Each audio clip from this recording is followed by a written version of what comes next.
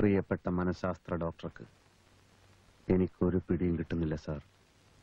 ദയവ് ചെയ്ത് എത്രയും പെട്ടെന്ന് സ്ത്രീകളുടെ മനഃശാസ്ത്രത്തെപ്പറ്റി വാരികയിൽ എഴുതൂ. കാരണം എന്റെ വിവാഹം നിശ്ചയിച്ചിരിക്കുകയാണ്. ഭാര്യയാകാൻ പോകുന്ന പെൺകുട്ടി അതിസുന്ദരിയാണ് ഡോക്ടർ. എനിക്ക് അർഹതയില്ലാത്തൊരു കുട്ടിയെയാണോ ഞാൻ കെട്ടാൻ പോകുന്നത് എന്ന ചിന്ത എന്നെ വല്ലാതെ അലട്ടുകയാണ് സാർ.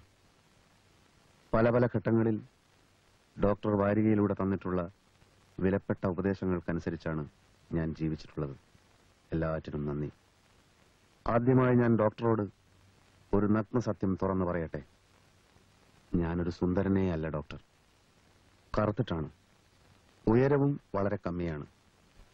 അതുകൊണ്ട് ഭാര്യയാകാൻ പോകുന്ന ഈ സുന്ദരിയെ മനഃശാസ്ത്രപരമായ ഒരു സമീപനത്തിലൂടെ മാത്രമേ കീഴ്പ്പെടുത്താൻ പറ്റൂ. അവളുടെ ഹൃദയത്തിലൊരു സ്ഥാനം നേടാൻ പറ്റൂ.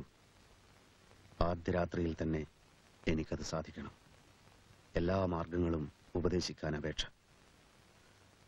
കള്ളുകുടിയും പുകവലിയുമില്ലാത്തവൻ, സമ്പാദ്യശീലമുള്ളവൻ.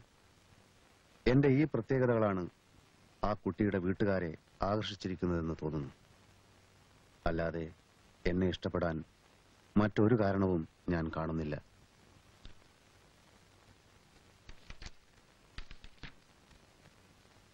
എന്റെ ഒരു മൂത്ത ചേട്ടനോടെന്ന പോലെ ഞാൻ താങ്കളോട് ചോദിക്കുകയാണ് ഡോക്ടർ. ഉയരം വെക്കാൻ വല്ല വിദ്യകളുമുണ്ടോ? മുഖസൗന്ദര്യം വർദ്ധിപ്പിക്കാനുള്ള ഉപായങ്ങൾ എന്തൊക്കെയാണ്? ഞാൻ ഇതുവരെ ക്രീമുകളൊന്നും ഉപയോഗിച്ചിട്ടില്ല. വീക്കോ ടർമറിക്കിനെ പറ്റി എന്താണ് അഭിപ്രായം? അത് തേച്ചാൽ വെളുക്കുമോ? മേൽപ്പറഞ്ഞ എല്ലാ ചോദ്യങ്ങൾക്കും വാരികയിലൂടെ വിശദമായൊരു മറുപടി തന്ന് ഈ ദുർഘടാവസ്ഥയിൽ നിന്ന് എന്നെ കരകയറ്റണമെന്ന് വിനീതമായി അപേക്ഷിക്കുകയാണ്. നേരം എത്രയായി? നീ എന്താ മുട്ട ഇടുന്നുണ്ടോ? ഇല്ലമ്മേ. എന്നാ എഴുന്നേറ്റ് വാ. ചന്തോമാൻ വന്നിട്ട് മണിക്കൂർ 2 ആയി. എഴുന്നേറ്റ് വാടാ.